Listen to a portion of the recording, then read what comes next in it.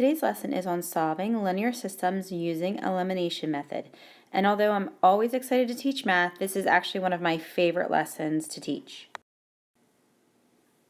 Now in our previous lessons, we looked at two other ways to solve linear systems. We looked at graphing and substitution. Remember that the solution to the linear system is the point of intersection. Elimination method is just a third way, another algebraic way to solve a linear system. There are some steps in place, so you're going to want to go back and use this as a reference.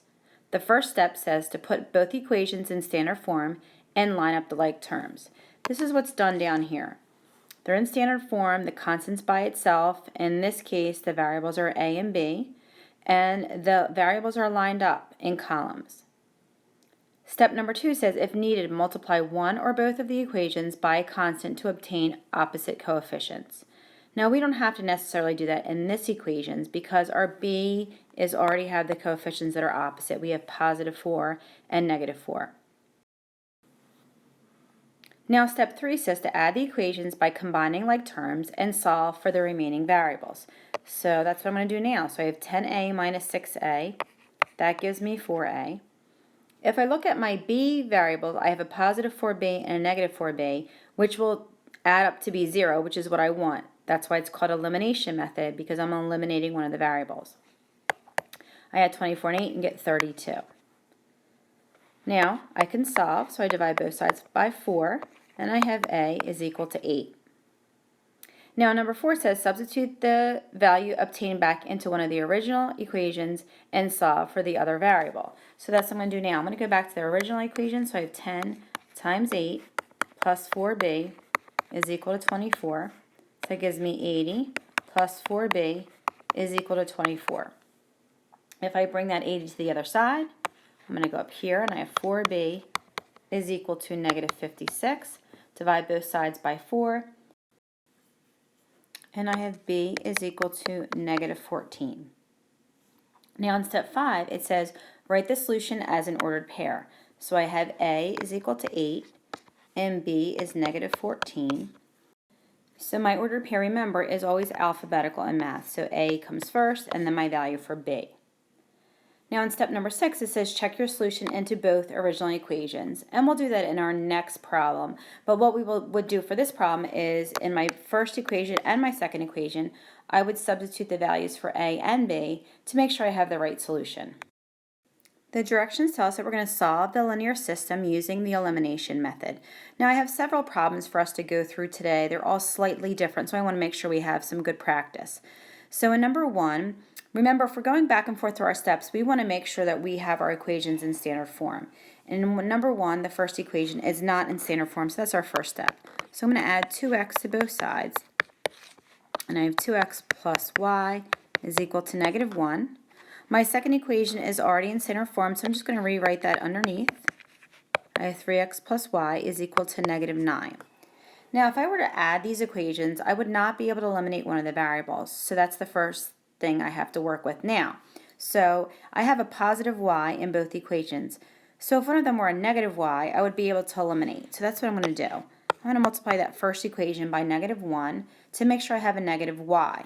So this gives me negative 2x minus y is equal to positive 1, and I have 3x plus y is equal to negative 9. Draw my line. I add, I have x, positive 1x. Now my y's will eliminate, which is what I want, is equal to negative 8. Now my next step is I'm going to substitute that back into either of the originals, doesn't matter. I'll use the first equation where I have y is equal to negative 2x minus 1. Now everywhere I see an x, I'm going to substitute a negative 8 in. And I have y is equal to positive 16 minus 1, so y is equal to 15. So my solution to this linear system is negative 8, 15. Now if I were to graph those, if I put them both into slope-intercept form and graph them, then that would be the point of intersection, because that's what our solution is. Now I'm not going to check all of our answers today, but I'll check the first one just to make sure we're all okay. So I have y is equal to negative 2x minus 1, that's our first equation, and 3x plus y is equal to negative 9. So I'm going to substitute my values. This one's x, this one's y, and make sure I get a true statement.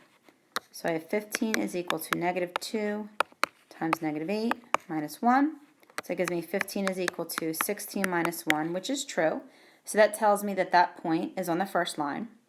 I'll do the same thing with the second equation. So 3 times negative 8 plus 15 is equal to negative 9, which gives me negative 24 plus 15 is equal to negative 9, which is also true. So the point negative 8, 15 is also on that line. So if the point is on both lines, then it means that is the point of intersection. In looking at our next problem, we need to get rid of those parentheses first before we can do anything. So I'm going to distribute that 3. And I have 6a minus 3b is equal to 27. Now, if I'm looking at my two equations here, if I were to add those, I'm not going to be able to eliminate a variable. So what I'm going to do is I'm going to take that first equation, and I'm going to multiply that by negative 1. So that gives me, let's kind of start over here. So I have negative 2a plus 3b is equal to negative 11. My second equation is 6a minus 3b is equal to 27. Now, the reason I multiply that first equation by negative 1 is because I wanted my b's to zero out, which I can do now. They're going to eliminate. So I have negative 2a plus 6a gives me positive 4a. 3b minus 3b is 0, which is what I want. I eliminated that variable. And negative 11 plus 27 gives me 16. Divide both sides by 4, and a is equal to 4. Now, to find out what my value is for b, I'm going to substitute that into one of the original equations. So if I use the equation 2a minus 3b is equal to 11, everywhere I see an a, I'm going to substitute in that 4. So I have 2 times 4 minus 3b is equal to 11. So I have 8 minus 3b is equal to 11. Subtract 8 from both sides, and I have negative 3b is equal to 3. I'll divide both sides by negative 3, and b is equal to negative 1. So my solution, again, I'm going to list a first because that comes first alphabetically. So I have 4, negative 1 is my solution to the linear system, which is also the point of intersection. In number 3, we have x plus y is equal to 8 and negative x minus y is equal to negative 1. So I can see that our y's are already opposite values, and so I can add, but let's see what happens. Because my x are also opposite values, I have x plus negative x, I get 0, and I have y minus y also gives me 0. So I'm going to have 0 on the left-hand side. On the right-hand side, I have 8 minus 1 gives me positive 7. Well, this is not true. So what does that mean? Remember, the solution to the linear system is the point of intersection. Because I don't have a point of intersection, it means that the lines are not going to touch. So if these lines don't touch, it means that we have no solution. Now, how do we have no solution? It means that the lines don't touch. And what kind of lines don't touch? Parallel lines. So we know that these lines are parallel lines. But the answer is that there is no solution to this linear system.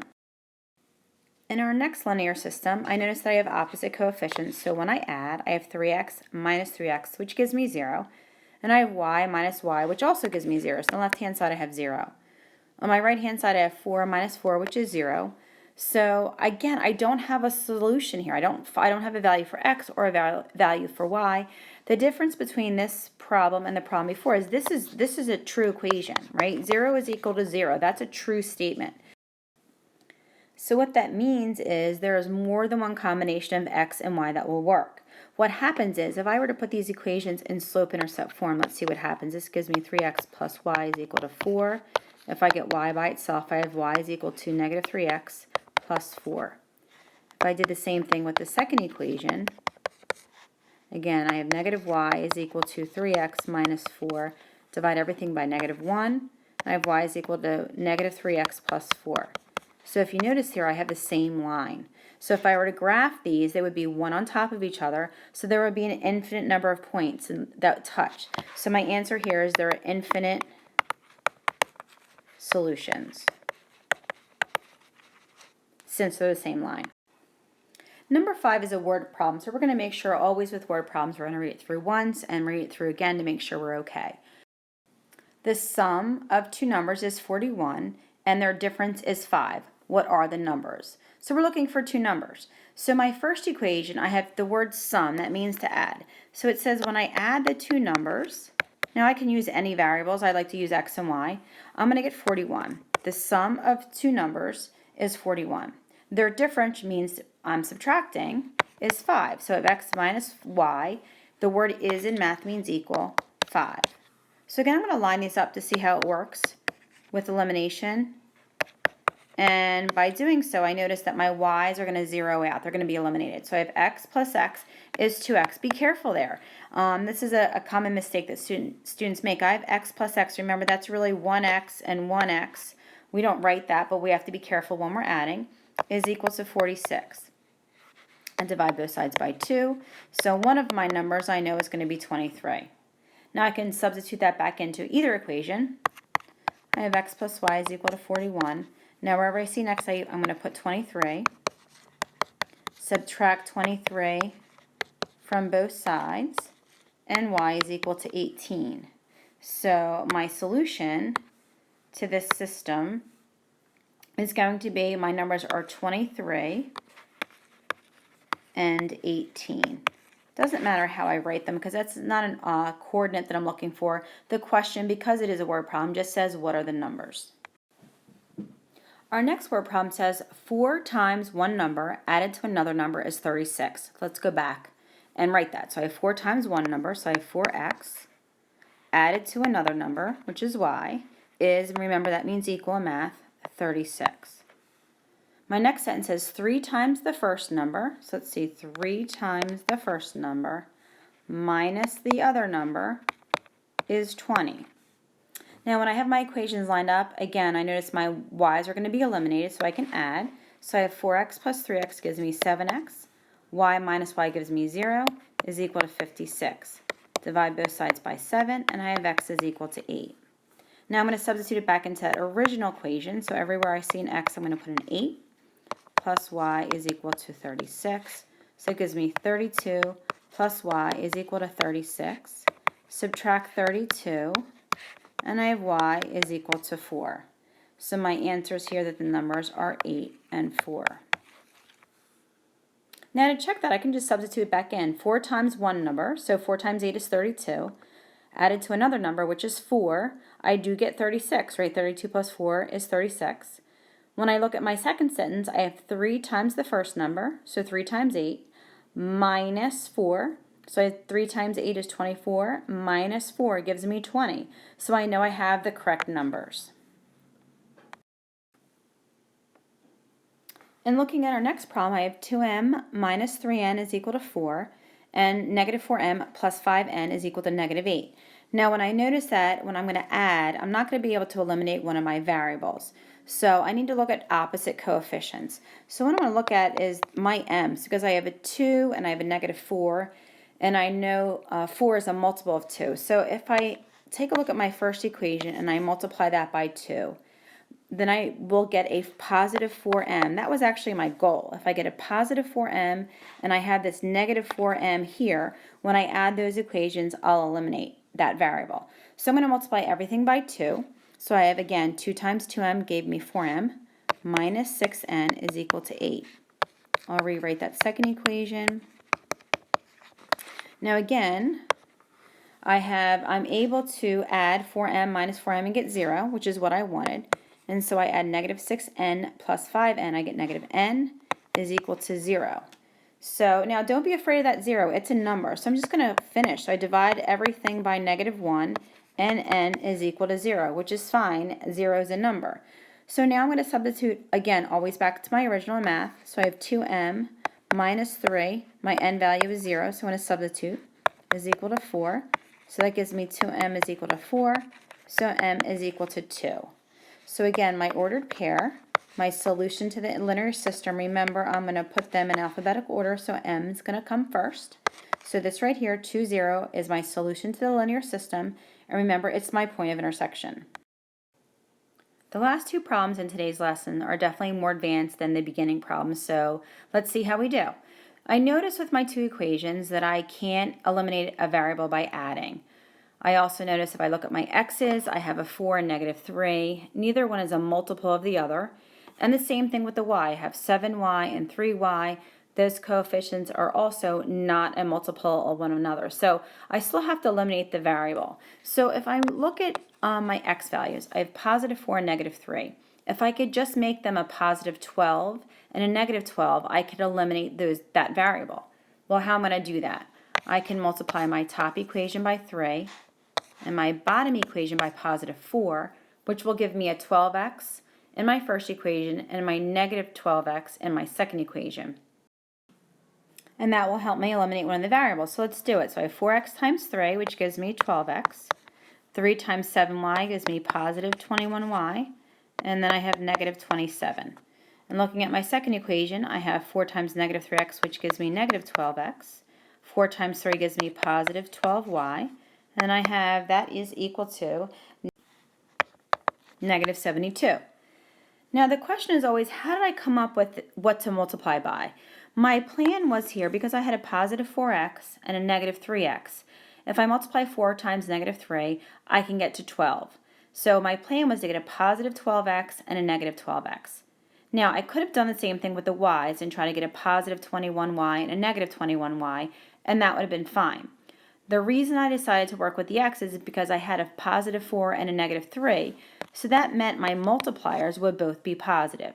But again, you could have done the same thing with y and picked a positive 3 to multiply by the top equation and a negative 7 by the second, or vice versa, with the negative signs multiplying the top by negative 3, and the second equation by positive 7, in which case that would be fine as well. Now let's finish the problem. So again, my x's are going to zero out. So I have 33y is equal to negative 99. Divide both sides by 33. And I have y is equal to negative 3. I'll substitute that back into my original equation to find the value for x. Again, could have done the second equation. I'll choose the first one. So I have 7 times negative 3 is equal to negative 9. So I have 4x minus 21 is equal to negative 9. Add 21 to both sides. And I have 4x is equal to 12. So x is equal to 3. So my point of intersection, my solution to the linear system, is going to be 3, negative 3. Now again, in the beginning, you're a little unsure of yourself. You can always substitute this coordinate back into both original equations to double check your answer. Well, we've made it to the last problem for today. I know it's been a long lesson, but I'm hoping that these examples have been helpful. So if I look at my system here, again, if I add the equations, I can eliminate a variable. So I'm going to deal with, similar to the last problem, I have a plus and a minus already. I have positive 4d and a negative 5d. So my plan is going to be to eliminate my d variables. So 4 times 5 gives me 20. So my goal is going to get a positive 20d and a negative 20d. So in doing so, I'm going to multiply my first equation by 5 and my second equation by 4. So that gives me 15c plus 20d is equal to 30. My second equation, I get 8c minus 20d is equal to negative 76. Combine my terms, and I have 23c because I've added them. 15c plus 8c gives me 23c. My d's will be eliminated, and I get negative 46 when I add my constants. Divide 23, and I have c is equal to negative 2. I can substitute that value into either equation. I'll do the first one. So I have 3 times negative 2 plus 4d is equal to 6. So I have negative 6 plus 4d is equal to positive 6. Add 6 to both sides, and I have 4d is equal to 12. So d is equal to 3. So my solution is negative 2, 3. So that is my point of intersection. It's the solution to my linear system.